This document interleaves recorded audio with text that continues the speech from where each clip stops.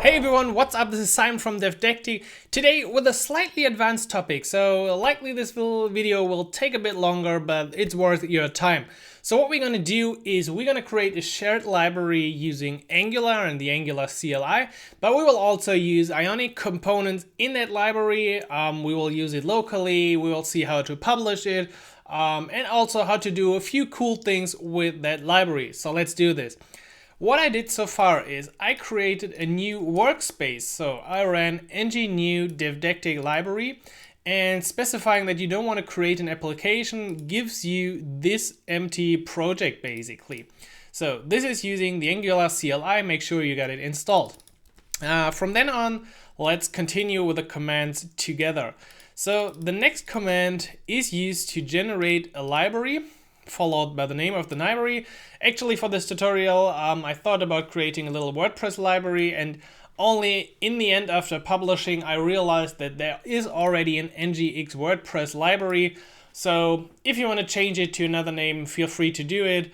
In the end, I published this as ngx-wordpress-api, but I don't want to confuse people coming from the code on the blog tutorial to this video, so we'll just follow this, just keep this in mind. Also, you should specify a prefix, which is basically used for all the components and I think also the services in your library. And finally, if you want to have a custom entry file, that's just a naming convention thing. So you see, Angular CLI creates a projects folder. In here is the ngx WordPress project, and in here is the ngx WordPress. If you don't specify, the entry file is simply public-api.ts, so no problem at all. Then also, let's generate a new component that I called postcard. This will also be available in the project, and then we will see how to use this postcard later in Ionic. And finally, to actually build the library, you can run ng build, and this will create a new dist folder, hopefully at the top of the project. You see the compiling goes on, and then we got this nice dist folder with everything. Basically, from this point on, what you can do is go into your dist folder, ngx WordPress, and run npm publish. I don't want to do this right now, simply also because there is already an ngx WordPress plugin, but that would already work. Then, if you want to make changes to the library, of course, it is very hard to always make the change, then build, then run npm publish, then update the dependency in the project where you're testing. Therefore, the easier way of doing this locally is to go to the dist folder, as I already did. I guess my head is covering this. So dist ngx WordPress, and then simply running npm link. What this does is this is creating a local symlink. So as you can see in my versions, node, lib, node modules, ngx WordPress, we have now created a symlink to the actual devdectic whatever library dist WordPress folder. And now we can use this symlink in another local project, and I created a blank new Ionic project for this as well. And in here you can now also run npm link, or was it npm install in here? I don't think so. I think it was npm link ngx WordPress. And there we go, another link was created. We can see that this works if we inspect the node modules of this Ionic project. And where is it?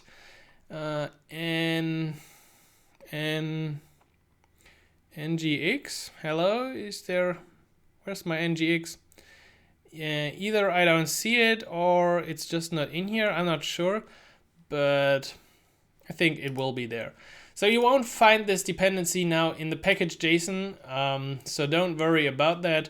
It's normally in your node modules folder. We will see if this leads to any problems down the road. And then one more thing is going to your Angular.json. And this is only needed because in the library we will later use HTTP client, and Angular has some problems to compile it and resolve it. And therefore go to the Angular.json in the project where you want to use the library, search for projects, app, architect, build, options and then put in preserve symlinks true. So that's all we need to do. This little option will help us to get rid of some errors. Now we have edited, so normally we can now go ahead and use the ngx WordPress module. Okay, I have some auto imports from an old package, but right now it is just called ngx WordPress module. And the import is very likely not coming up, but you know that this comes from ngx WordPress.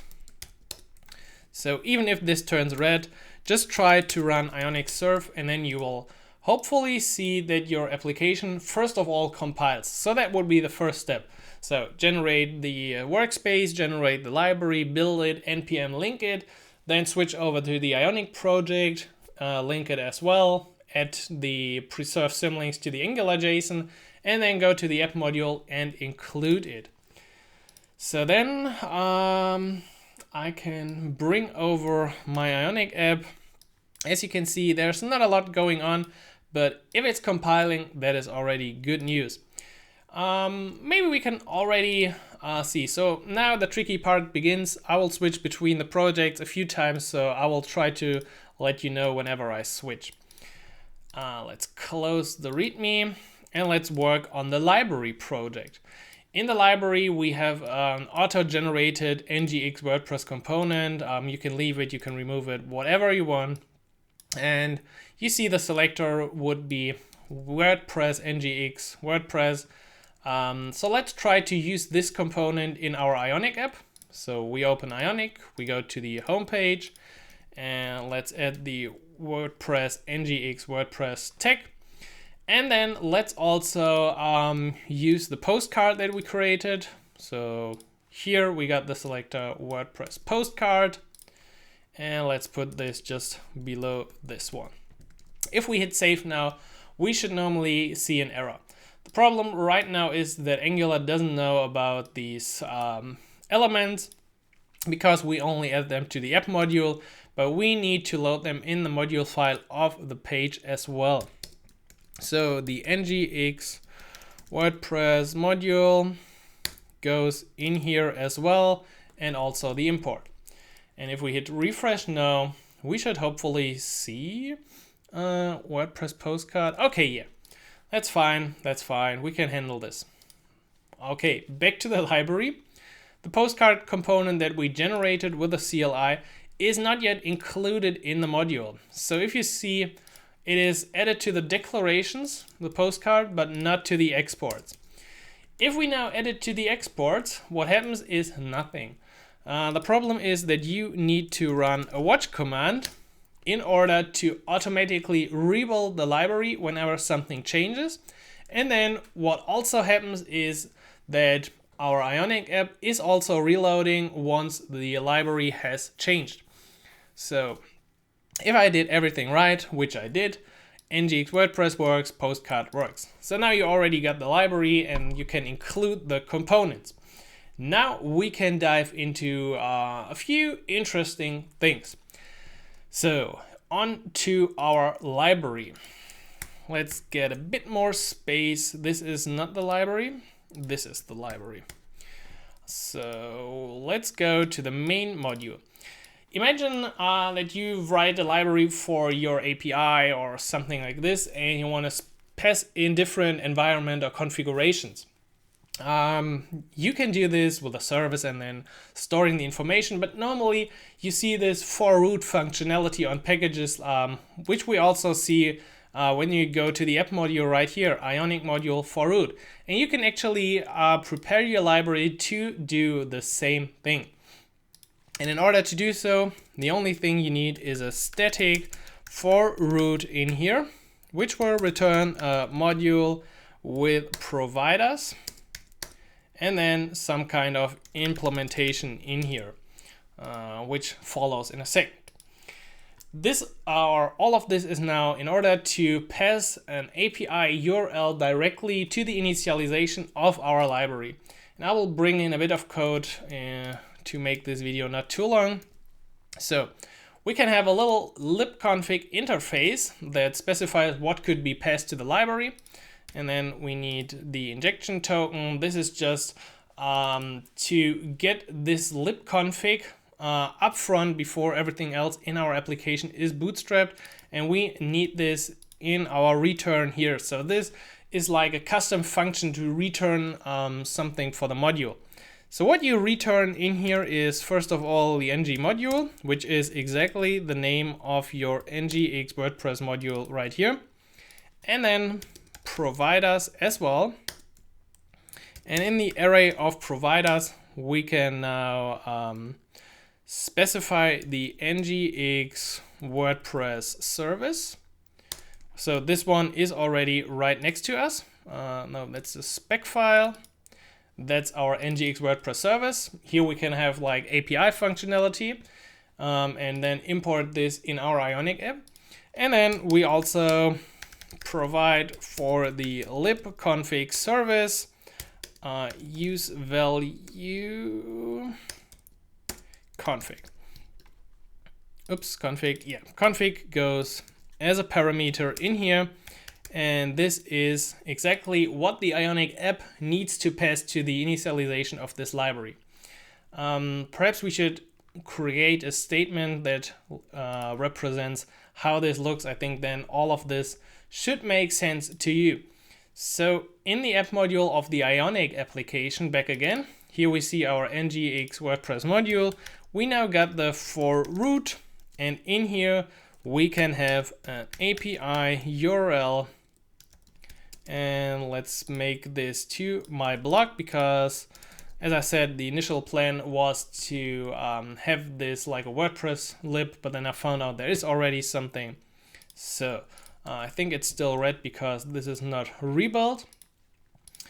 So now it works. This means we initialize the WordPress module with this API URL. So this URL is passed to our package right here. And in the configuration phase of the library, it will be used for the libconfig service. So this is something we can now inject in the API right here. And then we are able to actually get the elements specified here. I know this is a bit complicated. Just give it a try. You could extend this here, for example, add a new parameter, and then in your Ionic app, just play around a bit with it to see how you pass the values. And in order to get these values, we now have to dive into our ngx WordPress service and call add inject. So this works not with the standard dependency injection that we normally use, but with the inject, which custom specifies a custom provider of the dependency. So our libconfig service is called private config and is of the type libconfig. And then the reason why we actually use these preserve symlinks is because I wanted to use the HTTP client in here. Of course, that import is wrong. This needs to be at Angular common HTTP. Because I wanted to use the HTTP client in here, I had to add the HTTP client module, just like you're used to from Ionic, to the imports, and then the whole thing crashed, and I had to find out that you have to preserve the symlinks. All right, I don't want to write all of the WordPress service here, because this tutorial should be about how to set everything up, and therefore I will now bring in a bit of code, which I've basically written to, oh sweet Jesus, so many missing imports. I can already see that this path is wrong. That looks better. Okay, inject, that looks fine. So basically we have a get post list function and base URL equals this dot config. Oh, come on. Why you no work? Cannot find, where did I go wrong along the way? Please just add the import. Sweet Jesus. Okay, this makes a request to the specified URL, which we can get from our config, and then to the post, and this is basically just some WordPress stuff. As I said, this was meant to be for WordPress, but there's something, but I'm actually not sure if it is already everything we need. It looks good on the outside, but if there's something missing, perhaps just let me know, and we might work on this to create an actual real Ionic WordPress library. Okay, really, it doesn't matter what's happening in here and in here for now. Just keep in mind that we got two functionalities in the service. Also, for the postcard, I wanted to do something that we've done in the Ionic for WordPress tutorial. So I wanted to have not the numbers, but an Ion card, which displays a card for a post. And in order to pass information to the component, we need to use the add input annotation. We want to call this one post. So this is post any. This means whenever somebody is using the WordPress postcard, we can use it like WordPress postcard, post, and then add the data for a post, and it would be displayed and nicely rendered as the data is passed through as the input. Now also, I wanted to do the other way around. So if we click on the postcard, what happens? So there's a read more button right here, and this should call the function open details. But of course, the package can't really know about the routing in your application. So therefore, this information needs to be passed up to the one calling this. And therefore, you can simply specify add output. Actually, I haven't used this in other tutorials, I think. And you can just call this, I don't know, let's call this details of the type event emitter. Make sure you use it from Angular core, and the type will in our case be a number that is emitted back to the caller. So new event emitter, once again, type number, there we go. And now the open details is clicked on the card, and we call this .details emit value, and this has to be a number, so we use the post ID from the WordPress post. I hope all of this so far makes sense to you, and you can follow. If you got any questions, please just let me know, and we can do maybe some things on custom components or other parts of the library as well. Should we go back? I think we should go back to our Angular library.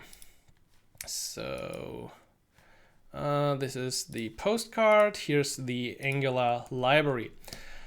Right now it is not working because, well, can't really say why. Let's just start the Ionic surf again. That always makes sense.